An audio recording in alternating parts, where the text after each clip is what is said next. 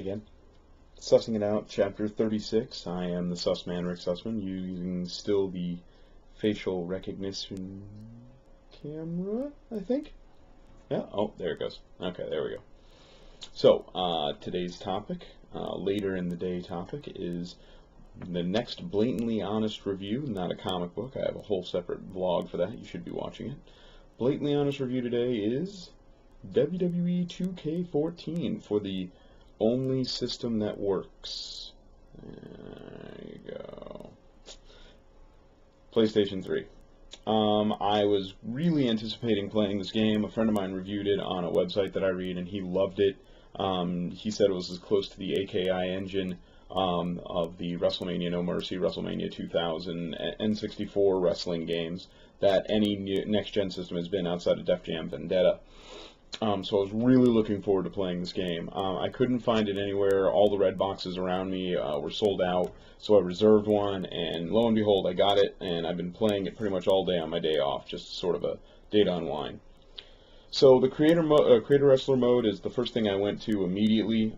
Side note, it took about an hour to download the update and then run the installation of the game. It's not really the game's fault. I guess I'm just not a gamer as much, so I had to download a lot of stuff. But it is weird that you can't just drop a game into your system and play it. You have to wait for the update, wait for the update, wait for the... Okay, now you can play. So I did that. I waited for everything to update. It all updated. And I started playing immediately. Like I said, I went to the Creator Wrestler mode. I was able to create a guy who looked a lot like me. He even has the ponytail hair that I have, and he's got my tattoos. There was actually there was a club. You can have a club tattoo, and I just made mine green. And on the other side, they had a nautical star kind of thing, and then an open star. So I went with the like a nautical star for the Star David, because there was no Star David, and then a star similar to this one. But I showed Jesse the photos, and he's like, "Oh wow, it's you." Outside of that, creating the moves was a little bit more difficult than I wanted it to be, but I liked all the options that were available to you. There was literally tons and tons of options in order to play your character. I thought that was all very well and good.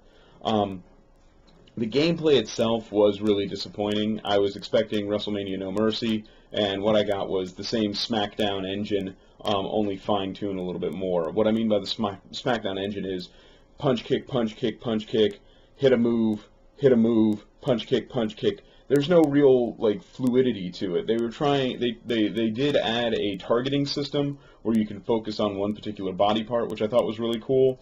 But by and large, I was not really impressed with this this fighting system. I don't know why anyone doesn't go buy Aki, AKI, whatever it is, or if the engine that they used for Def Jam Vendetta. But that is the best wrestling engine ever, and it's just never translated to newer stuff for whatever reason. I tried playing WWE Universe mode, which is supposed to be like this all-encompassing story mode as best as I can figure it. The one disadvantage of getting something with a red box is you just get the disc. You don't get any of the instructions. I mean, the advantage is, technology these days. All I did was plug in, how do I do this, onto my phone, and a whole bunch of answers came up, so that was nice. But I would assume that WWE Universe mode was the way to, go through and start as a low-level guy and work your way up, and then eventually you become, a champion and all that.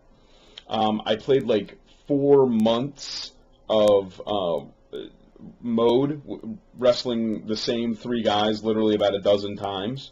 I got to the Royal Rumble. If you don't follow wrestling, and very few people do, the idea is if you win the Royal Rumble match, you get a title match at WrestleMania. You have to win the match. So I decided to make it as challenging as possible for myself. I started myself as number 1, first contestant.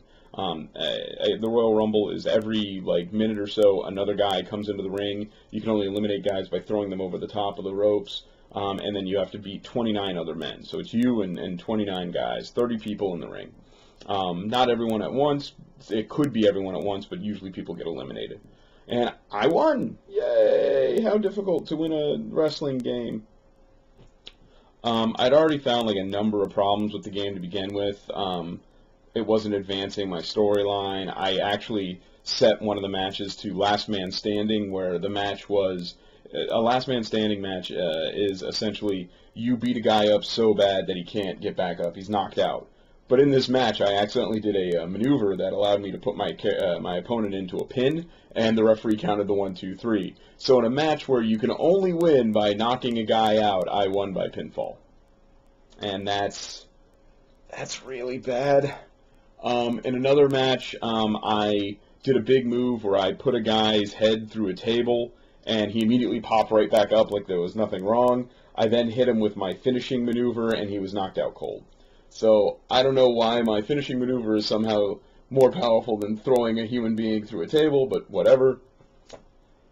The Royal Rumble. I won the match. It took a while to play out. Man, that was a long time, and it came down to me and the last guy, and it got nutty. But I got it done. And so I was like, all right, well, and then the next night I wasn't booked, and I wasn't for like the next 2 months my character didn't have a match. And then WrestleMania happened, and my character never got a match. So I don't know what happened. I don't know why I didn't get to go to WrestleMania, but... So, yeah, Joker Face was probably not happy about that either. I like the way the camera just sort of panned to the Joker Face for no reason. Whatever. Sort of par for the course for today's events, I guess. See if I can get myself back on frame here. There we go. It's a fun game. I don't have any major, problems with it. I have a lot of wrestling problems with it as a wrestling fan, as a fighting fan in general. There's no blood that I can find. There is, I think, a first blood match, but I don't know how to make somebody bleed. At one point, I reached under the ring and pulled out a sledgehammer, and I hit a guy in the face with it 3 times, and he didn't bleed. So I don't know. Maybe the sledgehammer was made of foam, like normal. I don't know. Would I recommend playing it? I'd recommend renting it. Redbox got me this gizmo for $2. It was definitely worth a day's play. I played it for the entire day. A horn just went off. I hope you heard that too. But for $2, it was certainly worth it. I'm not going to buy it though. It did do a lot for me. If somebody bought it for me, or if I had the extra 30, 40, 50 bucks, whatever it costs to buy this these days, I'd probably get it because I haven't had a wrestling game around for a long time, and the engine is close enough to the AKI engine that I was happy with it. Plus, there's a lot of Easter eggs throughout the game. There's this one thing called Road to WrestleMania, or I'm sorry, 30 Years of WrestleMania, where you get to reenact all the major WrestleMania moments for the past 30 years, and that's pretty cool if you're a nerd fan like me. Rating it, I'd give it a 6 out of 10. Definitely worth checking out, but maybe not worth owning. So that was Sussing It Out, Chapter 36. Not really doing anything political or hyper-personal today. Just the Suss Man, Rick Sussman, doing a blatantly honest review of WWE 14 for the PS3. Talk to you guys soon.